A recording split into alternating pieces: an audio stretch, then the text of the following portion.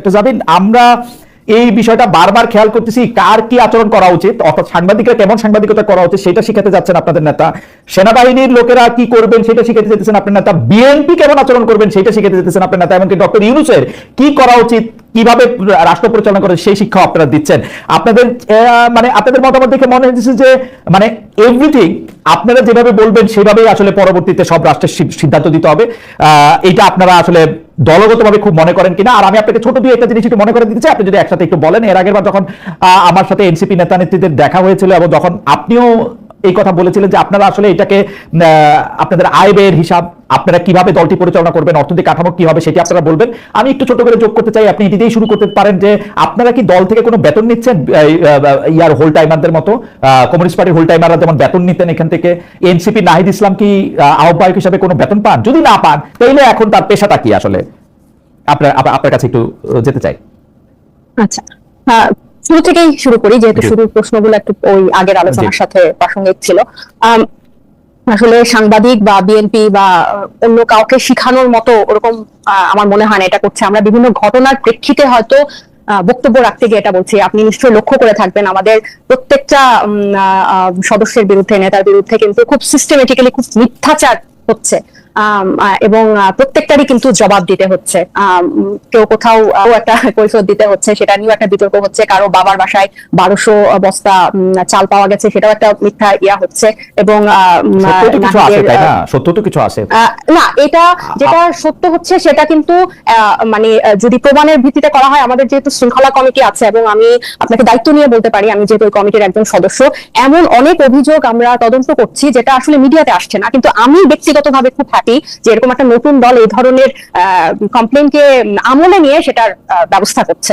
So ওইটা আসলে একটা দিক, আমরা কিন্তু প্রত্যেকটাই অ্যাড্রেস করছি। এবং কিন্তু যেটা আমাদের ইভেন হান্নান মাসুদ কিন্তু ভুল স্বীকার করে প্রকাশ্যে ক্ষমাও চেয়েছে। তো এরকম দৃষ্টান্ত আমরা স্থাপন করার চেষ্টা করছি। এখন বাকিটা তো পরেরটা তো পরে জানা যাবে। কিন্তু যেগুলো সত্য না সেটা মানে যেগুলো মিথ্যাচার, সেগুলো আমরা বলতে গিয়ে আরেকটা যেটা হয় যে আমি যদিও এখানে নতুন, মানে যেটা হয় যে একটা বক্তব্য দেওয়ার পর আগে পিছে এডিট করে যেটা দিয়ে টুইস্ট হবে, যেটা দিয়ে বিভাজন হবে, যেটা দিয়ে বিতর্ক হবে, অহেতুক মূল জায়গা থেকে ফোকাস থেকে সরে গিয়ে ওইসব বিষয় দেখা যায় যে পেপার পত্রিকায় বা ফটো কার্ডে বা সোশ্যাল মিডিয়াতে আসছে। তো এইটাতে আমরা যেহেতু নতুন, আমাদেরকে ওগুলোতে এত বেশি এঙ্গেজ হতে হয়। আপনি ভিউ বলেন বা আপনার সাথে এই ব্যাপারে নিশ্চয়ই আমার মানে ইনফরমেশন দিয়ে নিশ্চয়ই আপনার সাথে আমার আর্গু করতে হবে না। যে আমার কাছে মনে হয় যে জনাব আসিফ মাহমুদ সজীব ভুঁইয়ার যে এপিএস এর ইয়ার করা হলো সেই ক্ষেত্রে এনসিপির কি অবস্থান ছিল, আমার কাছে নিশ্চয়ই এটা বলতে হবে না যে অন্যান্য জায়গায় যে স্পষ্টভাবে বোঝা যেতেছে যে কোন জায়গা থেকে এনসিপি কোথায় বাড়ি ভাড়া দিয়ে অফিস করতেছে, কেন উপদেষ্টাদের সুরে এনসিপি নেতৃবৃন্দ কথা বলতেছেন, এনসিপি নেতৃবৃন্দ কেন বাংলাদেশ সরকারকে প্রোটেক্ট করেন, কেন সার্জিসের অবস্থান সেনাবাহিনীর ক্ষেত্রে স্পষ্ট অবস্থান দেখতে চান, কেন তার গাড়ি নিয়ে কথা, এগুলি নিয়ে আসলে কথাগুলি খুবই মানে আমি কি বলবো যে আপনি জানেন যে অনেকগুলি অভিযোগের ক্ষেত্রে মানে আপনি মিথ্যা অভিযোগ বলতেছেন কিন্তু সত্য অভিযোগও কিন্তু আসলে অনেকগুলি আছে।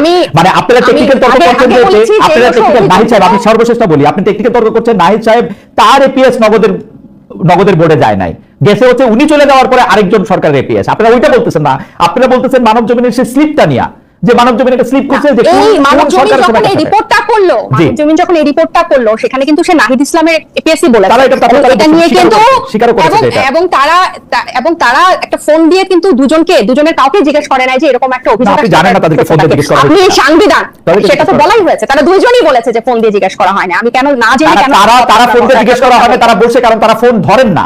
আমি নিজেও তাদেরকে অসংখ্যবার ট্রাই করছি, তাদেরকে ফোনে পাওয়া যায় না।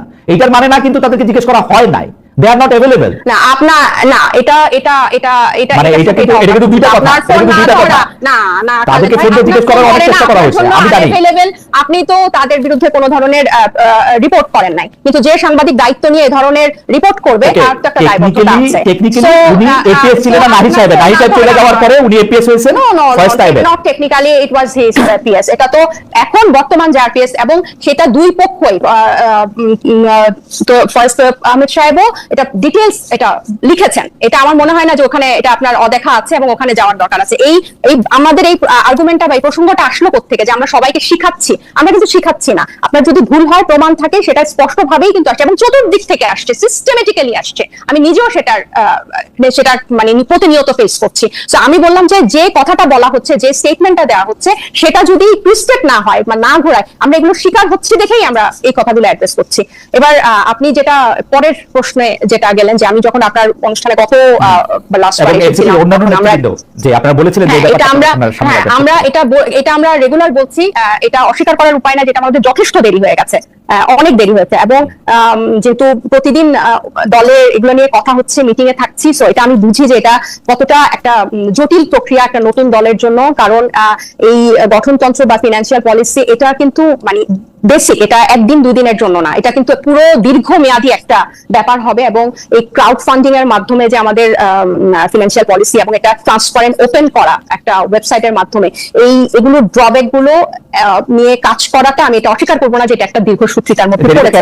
কিন্তু দেরিটা আসলে আমি বলবো যে এটা টেকনিক্যাল। কারণ গতকালও আমি সারাদিন হচ্ছে পার্টি অফিসে ছিলাম, এবং টেকনিক্যাল এই কারণে বলবো যেহেতু আমাদের 217 জন সেন্ট্রাল মেম্বার, বা আপনি বলেন 200টা পরিবার থেকে উঠে এসেছে, 200টা ফ্যাক্টর থেকে উঠে এসেছে, এবং আমাদের জেনারেল বডির সবার মতামত এটাতে অনেক বড় একটা প্রাধান্য রাখে। সো দেখা যায় যে কোনো একটা মতের প্রেক্ষিতে এটার ক্ষেত্রে এটা হবে, তখন আরেকবার এটা গঠনতন্ত্র টিম আবার এটা এই প্যানেলের সাথে বসে এটাকে আবার ঠিক করতে হচ্ছে, বা আরেকজনের এইটা এই ফিনান্সিয়াল পলিসিটা, মানে একদম আমি বলবো না যে এটা আসলে দায়সারা হয় বলার জন্য যে ফাইনাল টাচ চলছে। আমি বলবো যে এটা সবার সম্মতিক্রমে পাস করানো বা বের করে আনাটাতেই সময়টা লাগছে, এবং এটা খুবই যুক্তিসঙ্গত। কারণ দল থেকে বেতন নিচ্ছেন না, এটা তো এরকম তো হচ্ছে না। উল্টা আমাদের ম্যাক্সিমামই হচ্ছে কিন্তু চাকরিজীবী। আমাদের মানে আমাদের মিটিংগুলো হয় রাতে। নাহিদ ইসলাম সাহেব এখন কি করেন? নাহিদ এখন একটা রাজনৈতিক দলের আহ্বায়ক, এবং সে সাংগঠনিক কাজেই ব্যস্ত। পেশা এটা আপনি ওনাকে জিজ্ঞেস করলেই আপনি মনে হয় ওনার কোনো পারিবারিক ব্যবসা আছে কিনা। আমার হচ্ছে এটা মানে আমার কাছে জিজ্ঞেস করাটা প্রয়োজন মনে হয় নাই। আপনাদের যদি জানতে, মানে সে এখন সাংগঠনিক কাজে ব্যস্ত, তার একটা বড় দায়িত্বশীল পদে সে আছে, এবং পুরো একটা নতুন রাজনৈতিক দলকে করা, আমাদের নিবন্ধন আছে, সামনে গঠনতন্ত্র আছে, পাশাপাশি এই যে সংস্কার কমিশনের এই জিনিসগুলো চলছে, এগুলো আমরা তাকে দিচ্ছি না, আমরা দলকে তো দিচ্ছি। আমরা যেভাবে পাচ্ছি তাদেরকে কিন্তু দলকে দিচ্ছি। আপনারা আমরা তো চলছে, আমরা এটা উনি কিভাবে চলবে, এটা উনি আছে, ওনার পরিবার আছে, এটা সম্পূর্ণভাবে তার ব্যক্তিগত। আমার মনে হয় যে এটা ইখতিয়ারের প্রশ্ন না, এটা স্বচ্ছতার প্রশ্ন। আমি একটু দর্শকদের আমি কিন্তু এই প্রশ্ন যে কোনো রাজনীতিবিদকে পাই, তার দলকে পাই, আমি কিন্তু এই প্রশ্ন সবসময় করে থাকি। আমি মনে করি যে এটা কাউকে আন্ডারমাইন করার জন্য না, খালেদ ভাই, কিন্তু আমি তো তাকে জিজ্ঞেস করতে পারি না। এবং সে যখন উপদেষ্টা থেকে বের হয়ে আসে, সে কিন্তু খুব সুন্দর করে তার সবকিছু বিবরণী দিয়েছিল, আমরা দেখতে পেরেছিলাম। তো এখনো যে গঠনতন্ত্র হচ্ছে বা যে ধরনের পলিসি হচ্ছে, তার বিবরণী দেখে আমার কাছে মনে হলো কিছুদিন মন্ত্রিত্ব পরিষদ সদস্যেরই কিন্তু এটা প্রকাশ করতে হবে, আমাদের আর্থিক স্বচ্ছতাটা প্রকাশ করতে হবে। এটা তো আমি স্বীকার করছি যে আমাদের এই ব্যাপারগুলো আসলে এখন বলতে গেলে অনেকটা মানে মনে হয় যে কালক্ষেপণ করছি প্রত্যেক প্রোগ্রামে এসে, বাট ব্যাপারটা এরকম না। এগুলোতে আমরা কাজ করছি, এবং অনেক দূর কাজ এগিয়েছে, গতবারের থেকে এখন অনেক দূর কাজ এগিয়েছে, কিন্তু জিনিসটা ফাইনালি প্রকাশ করার আগে সময় লাগছে, এটা আসলে অস্বীকার করার কোনো উপায় নেই। কিন্তু খালেদ ভাই, আমি এটা বলি যে এই যে ফিনান্সিয়াল ট্রান্সপারেন্সি যদি না থাকে, এনসিপি আসলে দাঁড়াতে পারবে না। এটা আমার ব্যক্তিগত মত। এটা ছাড়া আসলে আমি আপনাকে শুধু আরেকটা প্রশ্ন করি, যে সেটা হচ্ছে যে নোবেল পুরস্কার সহ আরো কিছু পুরস্কার, যেমন অস্কার, পুলিৎজার, এগুলি পুরস্কারের জন্য করের আওতামুক্ত করা হয়েছে এবার বাজেটে। এর সঙ্গে কি ডক্টর ইউনূস এবং গ্রামীণ ব্যাংকের নোবেল প্রাপ্তির সংযোগ দেখেন আপনারা বা এনসিপি কেউ? অন্তর্বর্তীকালীন সরকারের সময় যে গ্রামীণ ব্যাংক এবং গ্রামীণ সংশ্লিষ্ট প্রতিষ্ঠানগুলি কর মৌকুফ পাচ্ছে, বিভিন্ন লাইসেন্সের অনুমোদন পাচ্ছে খোদ ডক্টর ইউনূস, সেখানে কনফ্লিক্ট অফ ইন্টারেস্ট নিয়ে কি আপনাদের কথা হয়? আপনাদের দলের ভিতরে কি আপনাদের এটা কোনো অবস্থান আছে, নাকি আপনারা যেহেতু ডক্টর ইউনূস প্রথমেই স্বীকার করে নিচ্ছেন যে আপনারা হচ্ছেন তার নিয়োগকর্তা, সেজন্য আপনারা কখনোই তার সমালোচনা করবেন না, এটা মোটামুটি ঠিক করা আছে, তাই তো?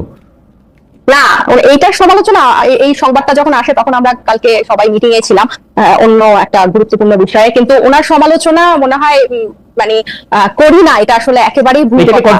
মনে করেন কিনা মানে গ্রামীণ নোবেল? কারণ হচ্ছে না এগুলো আমি আসলে এগুলো নিয়ে মানে এটা এতটাই হালকা, পুরো বাজেটের বিষয়টার মধ্যে এটা এতটাই হালকা যে মানে এটা প্রয়োজনীয়তাটা কি বা এটা কোনখান থেকে এই জিনিসটা আসলো, আমি আসলে এটার কোনো ব্যাখ্যা খুঁজে পাই না আর কি। আর এই বাজেটের যে এই অন্তর্বর্তী সরকার এই বাজেটটার জন্য তো জাতীয় ঐক্যমতের দরকার ছিল না, কেন ওনারা পুরনো কাঠামোতে এরকম একটা গতানুগতিক বাজেট দিল? এটার জন্য তো সব রাজনৈতিক পক্ষের সাথে ঐক্যমত, এটা তো ইন্ডিপেন্ডেন্টলি তারা করতে পারতো। কেন তারা এরকম একটা সুযোগ হারালো যে একটা জনমুখী বৈষম্যহীন একটা বাজেট তারা দেশকে উপহার দিতে পারতো, যেটা পরবর্তী সরকার এসে চাপে থাকতো যে এটার থেকে আমি এখন বিকতে পারবো না।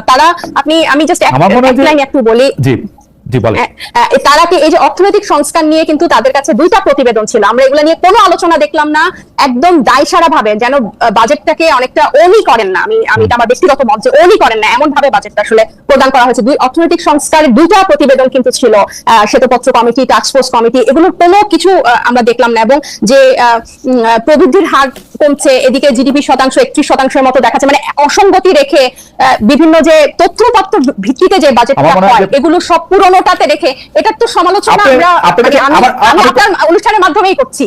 আমার মনে হয় যে আমি প্রশ্নটাকে আরেকটু সরল করে আপনার সঙ্গে আবার একটু আলোচনা আসবো। আমরা একটু অনুষ্ঠানের টাইমটা আমরা একটু বাড়াতে চাই আজকে, এটা হয়তো একটু বাড়বে কারণ অনেকগুলি বিষয় নিয়ে